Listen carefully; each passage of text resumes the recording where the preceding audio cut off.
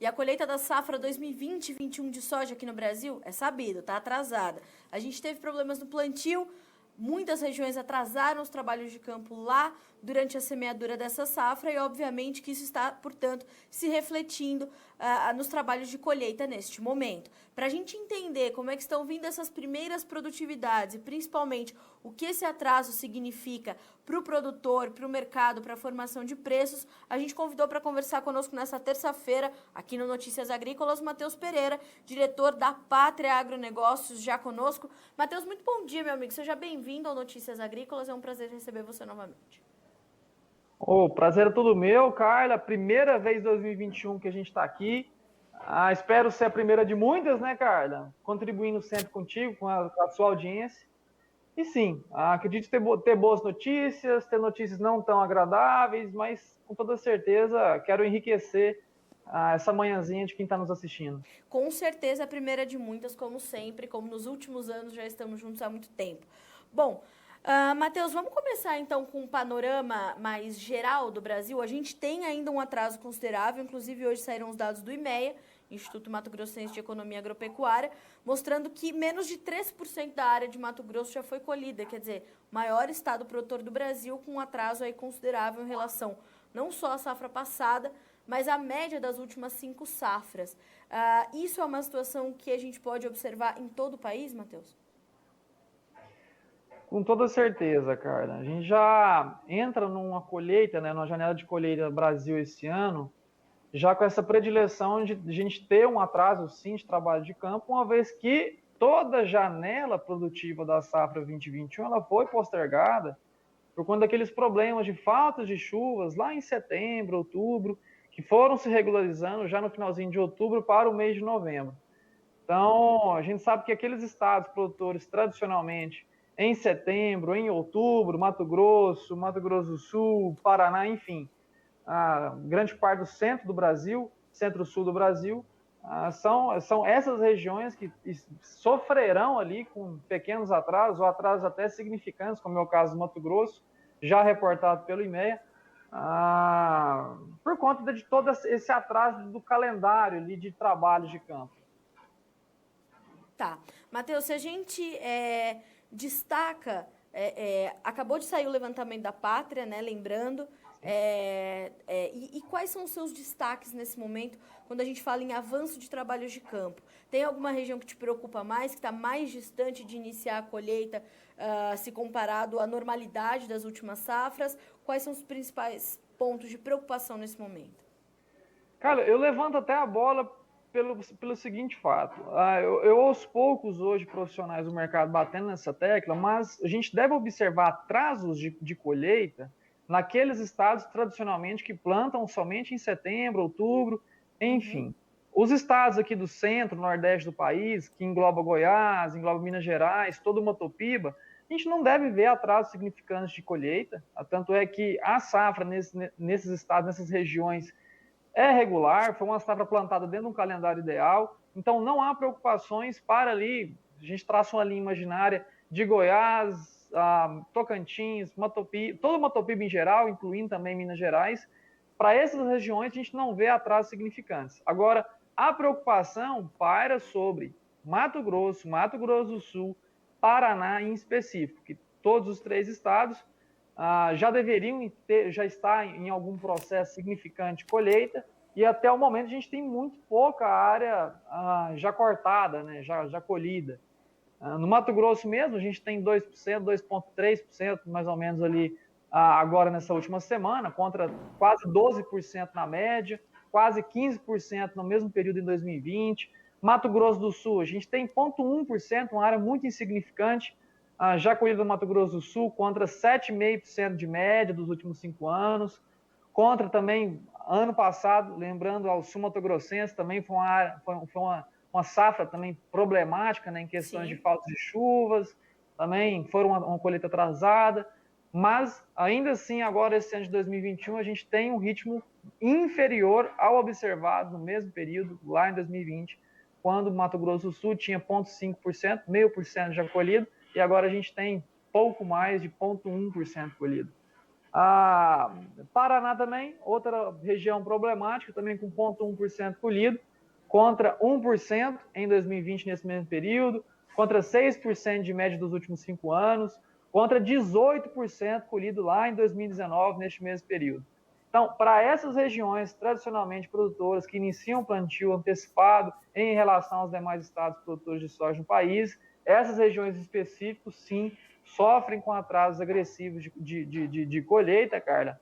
E eu até levantei a bola hoje de manhãzinha, no nosso primeiro relatório que sai aos clientes hoje de manhã, às 6 horas da manhã, lembrando que a minha trajetória pela terra como um todo é curta, né? Só de olhar para minha cara sabe que eu ainda não tenho cabelo branco, eu sou uma pessoa ainda de idade avançada, mas sempre tive no campo ao lado do pai, sempre fui filho, neto, sobrinho de produtores rurais, e eu não me recordo, Carla, desde a expansão da safrinha, nem uma safra com a colheita tão atrasada como essa. Certo. É claro que a gente não pode, Carla, também comparar com aqueles anos lá, 2, 3 décadas atrás, quando produtores rurais, em sua maioria pelo Brasil, concentravam seus esforços em uma única e exclusiva safra. Sim, totalmente. Então, a gente tem que levar em consideração que no passado a gente semeava só a safra verão, provavelmente de milho, a soja criou uma expansão que acabou forçando, colocando milho na safrinha. Mas, enfim, desde que houve essa divisão bem nítida de safra verão e safrinha, não me recordo de ter uma safra tão atrasada quanto a gente está tendo agora em 2021. Matheus, isso já está implicando na produtividade os primeiros registros de rendimento de produtividade média que a gente tem observado com esse pequeno avanço da colheita que a gente observou até agora, já estão abaixo das expectativas iniciais? Olha, Carla, regiões irrigadas, né, talhões irrigados, sem preocupações. A gente tem ali o compensador da irrigação, que, enfim, diluiu qualquer risco climático. Mas nas regiões de sequeiro, que já estão em processo de colheita, os dados retirados do campo, em sua maioria, são decepcionantes. Em exceção a algumas regiões, em Rondônia, por exemplo, uma safra significante, uma safra saudável, a clientela de lá está satisfeita. Já até aproveito para mandar um grande abraço para um grande amigo, Daniel Sartor, que está lá sempre, cliente nosso de longa data, sempre está nos passando os dados e nos alerta que a gente tem esse ano uma safra saudável, em grande maioria do território do estado da Rondônia, mas Mato Grosso do Sul, até mesmo aqui em Goiás, Carla, onde já tem algumas pequenas áreas sequeiras já em processo de colheita, as produtividades iniciais são um pouco ali abaixo da expectativa, mas já esperado pelo mercado, já esperado pelo produtor rural que está ali dentro do campo, uma vez que sim, houve-se problemas lá em outubro, em novembro, em setembro, enfim, problemas esses que são sim refletidos agora num teto produtivo mais baixo do que as outras áreas que entram em processo de colheita em fevereiro, que aí sim a gente vê que continua com uma boa perspectiva produtiva para essas áreas mais plantadas tardiamente no país. Matheus, a marca dessa safra 2021, ela é tão talhada na irregularidade que nós tivemos registros aqui no Notícias de alguns produtores que, inclusive, registraram perdas de produtividade mesmo em áreas irrigadas. Quer dizer, 2020 e 2021 não foi uma safra comum, né? Tem se mostrado uma safra atípica, certo? Com toda certeza. Como eu disse, as áreas irrigadas, elas diluem o risco, mas não evitam, né, Carla? Claro. Então, de fato, mesmo aquelas regiões irrigadas, as perdas não foram tão significantes quanto talhões de divisa, talhões muito próximos das irrigadas, que eram de área sequeira. Então, de fato, dilui, mas não evita. E sim, estão sendo registrados números de produtividade abaixo do que observado em anos anteriores, como o ano passado, que foi um ano excelente, excepcional, apesar de algumas pontualidades ali de quebras. A gente teve uma safra 19-20 saudável, e quando se compara esses números iniciais agora da safra 2021 com os números iniciais da safra 19-20, a gente tem números menores de produtividade saindo do campo agora nesse comecinho de colheita. Matheus, essa situação preocupa do ponto de vista comercial, porque nós temos uma safra já muito comprometida, a gente vem falando sobre isso desde talvez meados de 2020, quando os negócios começaram a se intensificar. Começamos 2021 com uma colheita atrasada e mais de 60% da safra já comprometida no Brasil. O que essa continuidade do atraso e essas primeiras produtividades abaixo da média indicam para a comercialização daqui em diante? Principalmente para o cumprimento dos contratos que já foram firmados, Matheus. Carla, a gente sabe que houve-se algum volume de contratos a serem entregues agora no mês de janeiro, só que por problemas de safra, né, esses contratos estão sendo postergados, ambas as partes em comum acordo, enfim, sem grandes discussões, porque realmente não é algo que está na mão do produtor rural, foge muito da alçada, né, que é o clima. Mas, Carla, todo esse cenário de atraso de disponibilidade de safra no Brasil esse ano, ele causa um certo represamento de demanda. A China não deixa de comprar soja futura no Brasil porque a gente não tem grão disponível agora. A gente está batendo essa tecla, Carla, há algumas semanas, se não meses, que mesmo com a soja em reais por saca, em patamares recordes aqui no Brasil, ainda assim a soja em dólares por tonelada colocada na China coloca margens de lucro ao esmagador chinês nos maiores níveis desde 2018. Então, China, por mais que esteja vendo o Brasil com a soja em reais por saco em níveis recordes, ainda assim consegue ser extremamente lucrativa no uso da soja internamente no país. Então, os chineses não deixam de comprar a soja brasileira. É claro que a gente está entrando num período sazonal, agora, meados de fevereiro, nessas próximas 2 semanas, aonde os chineses, historicamente, é comum no mercado, eles paralisam temporariamente as compras de importação por conta daquele feriado de Ano Novo Lunar Chinês. Ele é mais de uma semana de feriado, são quase 10 dias de interrupções de negócio, onde os compradores chineses entram em feriados, enfim, evitam negociações. Então, é comum a gente entrar num periodinho agora, nessa primeira quinzena de fevereiro, onde os chineses paralisam, reduzem as compras temporariamente para importação. Mas, pessoal, isso é comum no mercado. Não deixem ser assustados por algum movimento de paralisação temporária de importação chinesa. Os chineses estão, sim, comprando tudo que for soja disponível para exportação, não só no Brasil, como nos Estados Unidos, como na Argentina. Desde que as margens de lucro continuem positivas, haverá uma forte demanda. Agora, respondendo à pergunta, né, depois de todo esse rodeio, toda essa formação do cenário, Carla, a gente vê sim que esse atraso de colheita no Brasil causou um represamento da oferta disponível. Então, assim que essa soja brasileira entrar em rota de logística para exportação, que acontece ali, neste ano agora em específico, vai acontecer com 2 a 3 semanas de atraso, entrando então em um canal de exportação mais agressivo apenas na segunda metade de fevereiro para o início de março, a gente deve ver um acumulado de importação necessária, não só chinesa, de outros países também, que vai alavancar não só os preços da soja aqui no Brasil, em consequência de uma alavancagem de prêmios de exportação. Tá. Matheus, isso quer dizer o quê? Que a gente vai ter um estímulo para o produtor vender mais adiante, portanto, esses 40% aproximadamente da safra 2021 que ainda há para ser comercializado.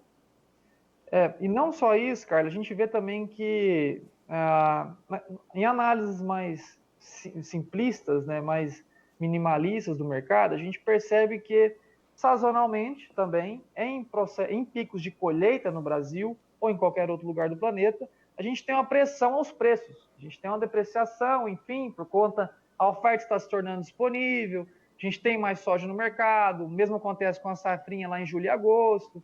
Então, sazonalmente, vendo por esse lado mais simplista do mercado, há uma depreciação dos preços em picos de colheita. Este ano em específico, Carla, a gente pode não ver essas pressões aos preços da soja aqui no Brasil, uma vez que, mesmo que a gente tenha um pico de colheita, né, maior disponibilidade da soja no Brasil, a gente terá ao mesmo tempo um represamento de demanda que vai consumir toda essa oferta se tornando disponível no curto prazo aqui no Brasil. Tá. Matheus, como é que tudo isso influencia também o andamento do cenário do milho? A gente sabe que a gente tem também uma força muito grande nesse mercado, uma demanda forte, e esse atraso no plantio e na colheita da soja já era sabido também que teria impacto, inclusive vocês da Pátria nos alertaram aqui, ao lado de outros analistas, outros consultores, desse impacto que o atraso da soja traria para a safrinha de milho, podendo comprometer e pressionar ainda mais a oferta brasileira dessa próxima safrinha. Como é que está essa situação para o milho, se a gente volta um pouquinho os olhos para esse mercado e para a safrinha e para o avanço do plantio dessa segunda safra? Perfeito, Carla. Como você disse, a gente já está batendo essa tecla há alguns meses, né? E a gente realmente, Carla, por conta de um estímulo de preços, a gente não vê que hoje a área de safrinha milho brasileira seja reduzida. Muito pelo contrário. A gente deve continuar vendo aquela expansão de 2,5% a 4% ano a ano da área de safrinha no Brasil. Essa mesma expansão deve ser observada agora nesse ano de 2021, de área. Só que é uma área que vai ser majoritariamente semeada fora da janela ideal de plantio do milho safrinha. Porque teve todo esse atraso de calendário de soja, a gente vai então ter consecutivamente um atraso no calendário do milho. Então, a gente vai ter muito milho sendo semeado aqui no centro do país, pós 20 de fevereiro, entrando no mês de março. Não me espantaria em ver plantio aqui no centro do país durante o mês de abril, aqui nos primeiros dias de abril. Não me espantaria de maneira alguma, por conta de estímulos de preço. O produtor rural vê que plantando uma área de milho, mesmo tomando um risco elevado de clima, ainda assim, colhendo uma safra com menores capacidades produtivas, ainda assim se torna lucrativa, né? Uma vez que o preço de milho hoje, BMF, referência, está batendo 85 nos contatos de março. De novo, lá para aquela safrinha, julho, setembro, a gente já tem 7,5, 7,3. É um milho que chega aí no interior do Brasil a 5,5, R$60 por saca. Então, sim, é o estímulo de preço que colocará o produtor rural a tomar mais risco no plantio da soja, no plantio do milho safrinha, mesmo fora da janela ideal. E, Matheus, como é que está esse planejamento do produtor, né, ou essa disposição do produtor de tomar mais risco? Ele vê um aumento dos custos de produção, uma situação também foi, inclusive, reportada pelo IMEA no final do dia de ontem, né, e no começo do dia de hoje, portanto. Nós temos essa incerteza com a questão climática, uma janela mais apertada, mas, ao mesmo tempo, uma demanda muito pujante por milho, preços muito elevados. Inclusive, essas especulações do milho, da saca de milho poder alcançar os R$100, quer dizer, existe também uma mística grande hoje em torno do mercado de milho. Como é que está a disposição do produtor brasileiro para assumir esses riscos nesse momento, Matheus? Olha, Carla, a gente tem que sempre lembrar um fator muito importante que eu vejo alguns bater na tecla, que eu até discordo em partes, onde que o produtor rural tem que evitar risco, ou o risco ele tem que ser redeado, né? Tem que ser protegido. Olha, concordo com a ideia, concordo sim com essa inclinação, só que para nós que vivemos no campo, né, sou filho de produtor, como eu já disse, sei da realidade do campo, o produtor rural investe em proteção quando tem dinheiro no bolso. Anos anteriores, quando as margens estavam mais apertadas, da soja, do milho, era-se difícil assumir o risco e assumir proteções. Tá? Procurar uma proteção de mercado, procurar um seguro agrícola, um seguro de produção. No ano como esse, cara, 2021, o risco é elevado, sim, só que o produtor rural tem capacidade de uma margem de lucratividade maior, tanto na soja verão quanto no milho verão, o que acaba dando espaço a esse produtor rural a contratar serviço de proteção. Claro. Não só a proteção de safra, mas também a proteção comercial, que é o que nós aqui na Pátria fazemos com especialidade, né? Garantir preço, proteção, garantir proteções de preço. Então, num ano como esse, o risco é elevado, sim, só que o produtor rural está sendo melhor remunerado e possui a capacidade de garantir essas proteções, claro, o que acaba onerando parte do risco, mas sempre lembrando também que o risco ele nunca é 100% evitado, somente diluído. Não, a mesma ideia ali pode ser usada para as áreas de irrigado. Mas o risco existe, o produtor rural está disposto a assumi-lo e está também disposto a assumir as proteções para a diluição desse risco.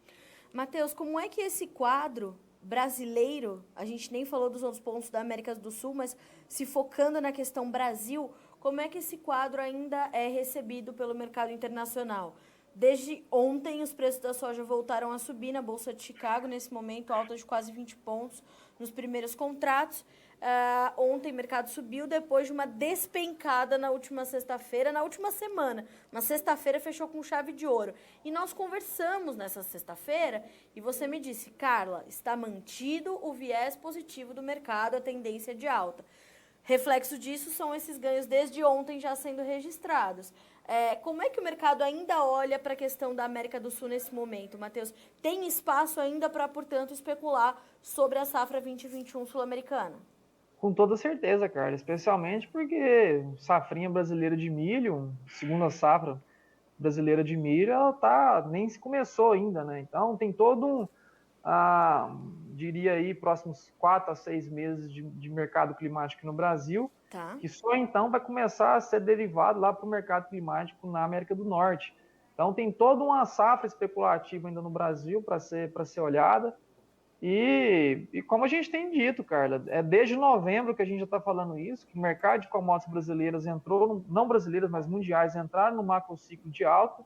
Esse macrociclo ele deve durar de 3 a 5 anos. Por que a gente deve durar de 3 a 5 anos e por que a gente está no macrociclo de alta no mercado internacional de commodities, em especial a soja e milho? Porque a produção de soja e milho mundial ela entrou em descompasso, em desequilíbrio com a demanda. A gente hoje tem uma diferença em um déficit, né, de produção e demanda da soja em torno dos 10 milhões de toneladas, aonde que a produção brasileira é 10 milhões, a produção mundial de soja é 10 milhões de toneladas a menos do que a demanda mundial de soja anualmente, e o do milho, essa diferença já está em mais de 20 milhões de toneladas. Então, a demanda cresceu agressivamente e a oferta não conseguiu acompanhá-la. E esse descompasso ele deve durar por mais 3 a 5 anos, onde a oferta, novamente, por expansão de área, melhores tecnologia, deve recuperar esse desequilíbrio dentro de 3 a 5 anos. Mas nesses próximos 3 a 5 anos, cara, a gente a gente viverá um mercado otimista para o mercado de soja e milho, não só no Brasil, onde continuarão com uma tendência de alta nos preços, apesar de que essas altas, sempre ressalto, não são altas retilíneas. Correções, amortecimentos, a liquidação são saudáveis para o mercado, que foi o que a gente observou na semana passada. Uma liquidação sangrenta, uma liquidação agressiva? Sim, concordo. A gente teve baixas agressivas na semana passada, mas em resultado de um mercado que também sofreu altas agressivas desde ali de finalzinho de novembro, durante o mês de dezembro. A gente vem empilhando altas e altas na soja, no milho, não só em Chicago, aqui no Brasil também. Então, essa reversão agressiva observada na semana passada é natural de um mercado também agressivo em uma tendência de alta. O que justifica também, né, Matheus, as posições recordes compradas dos fundos de investimentos nas commodities agrícolas. A gente fala muito da soja e do milho, mas isso se estende para trigo, derivados de soja, justamente porque há por trás um cenário fundamental muito bem estabelecido e consolidado. Exato. Esses posicionamentos de fundos, Carla, a gente olha bastante aqui na Pátria o posicionamento de fundos de gestão ativa, que são aqueles fundos que destinam investimentos puramente por especulação. Não são hedge funds, né? Não são fundos de proteção, são fundos puramente especulativos. A gente olha bastante a posição desses fundos para entender o que a especulação tem olhado no mercado. Claro. E, de fato, esse empilhamento, e esses fundos de gestão ativa principalmente empilham no mercado de cereais, oleaginosa, sim, houve empilhamento, só que esse empilhamento do lado da compra foi ainda mais agressivo para o milho em específico. A gente vê esse empilhamento como uma especulação dando um sinal para a gente que o mercado de cereais e o mercado de oleaginosas é um mercado subvalorizado, onde a especulação vê também uma boa fonte de investimentos, claro, sempre visando um retorno financeiro, uma vez que soja em Chicago, próximo aos 13 dólares ou até os 14 dólares, é uma soja subvalorizada. O mesmo vale para o milho em Chicago, a 4,80, 5,20 dólares por bushel. Então, são ambas commodities ainda subvalorizadas. E ambas possuem um viés de altista nesse médio e longo prazo, nesses próximos 3 a 6 meses, pelo menos. Ou seja, Matheus, em suma, ainda tem muita água para passar debaixo dessa ponte da safra sul-americana, muito ainda precisa ser consolidado, portanto, e a gente tem que continuar monitorando. Essa é a mensagem dessa entrevista. Exatamente, Carla. Monitoramento constante, uma visão lúcida de quem está vendo o mercado, não só safra sul-americana, a gente tem que também começar a antecipar o que pode acontecer na safra norte-americana, para já ir posicionando para a gente não perder o timing de entrada no mercado, principalmente ao lado do produtor rural e o lado do comprador aqui no Brasil, que logo, logo vai perder a influência, né, de safra sul-americana, dando, então, espaço especulativo no mercado para a safra norte-americana. Então, enfim, a gente tem que manter um olho bem aberto para a safra sul-americana, ver qualidade de safra, resultados de produtividade, resultados de campo de colheita, enfim, inclinação climática para o plantio das safrinhas, saúde da safrinha inicial, mas manter sempre um olho meio aberto ali para a safra norte-americana. Sei que está longe de ser dito, mas agora já em março, finalzinho de março, já tem plantio da safra de milho norte-americano no sul do país, ali em Louisiana, Kentucky, enfim, regiões mais próximas do Golfo norte-americano. Certo. E somente lá em maio que a gente tem uma marcha mais acelerada de plantio, tanto soja quanto milho, em todo o cinturão norte-americano. Então, olho bem aberto para a safra sul-americana e um olho meio aberto ali já para a safra norte-americana. E como você disse, Carla, muita água para passar debaixo dessa ponte. Com certeza. Matheus, muito obrigada pela companhia nessa manhã de terça-feira. Certamente informações valiosas aí para a nossa audiência, que estão fazendo planejamentos, tomando decisões, observando esse movimento intenso do mercado. Muito obrigada mais uma vez. É sempre um prazer receber você e a equipe da Pátria. Obrigada, Matheus. Eu que agradeço sempre o espaço, Carla. Parceria de sempre para sempre. Voltaremos em breve com toda certeza para colaborar mais com toda a sua audiência, Carla. Seguimos juntos e vamos mais longe, meu amigo. Obrigada, até a próxima. Um grande abraço para você. Abração. Até a próxima. Matheus Pereira, diretor da Pátria Agronegócios, conosco nesta manhã de terça-feira, portanto, confirmando essa condição de que ainda temos um mercado firme e sustentado tanto para a soja quanto para o milho, principalmente olhando para a América do Sul. Como eu falei, a gente ainda tem muita água para passar embaixo dessa ponte, a gente ainda precisa ver a consolidação das lavouras em alguns pontos do Brasil. Muitas áreas produtoras ainda passam pelo enchimento de grãos, que é determinante, onde é um estágio determinante, e a gente precisa de condições climáticas favoráveis para que isso aconteça da melhor forma. E a gente ainda tem alguns pontos de preocupação, não só aqui no Brasil, mas também na Argentina. As condições são melhores do que a gente observou há algumas semanas, mas ainda traz pontos de preocupação em algumas regiões do país. E como eu falei, da Argentina também. E o mercado está de olho nisso. Tanto está de olho nisso que vamos checar as cotações agora em Chicago e a gente vai ver que o mercado opera com boas altas nessa manhã de terça-feira, finalzinho da manhã, né? O março vale $13,62 com uma alta de 19 pontos mais 25. O maio, 13,61, subindo 18 pontos e meio. O agosto, $12,94 com alta de 13 pontos mais 75. E o setembro, 11,94 com alta de 11 pontos mais 75. Vamos checar os preços do milho também. Março, 5,22 com alta de 10 pontos e meio. O maio sobe 10 pontos e 25 para valer $5,24. O julho, 5,18 com alta de 8 pontos mais 75. E o setembro, $4,63, subindo 4 pontos mais 25 nessa terça-feira em Chicago. Para concluir, as cotações do trigo agora. Trigo também em campo positivo, mas ganhos um pouco mais contidos. O março, 6,53, assim como vale o maio. O julho, 6,37, assim como é cotado também o setembro. As altas variam entre 3,25 pontos e 5 pontos nas posições mais negociadas nesta terça-feira na Bolsa de Chicago. A gente fica por aqui com esse boletim, mas segue a nossa programação para que você seja sempre o produtor rural mais bem informado do Brasil. Até a próxima.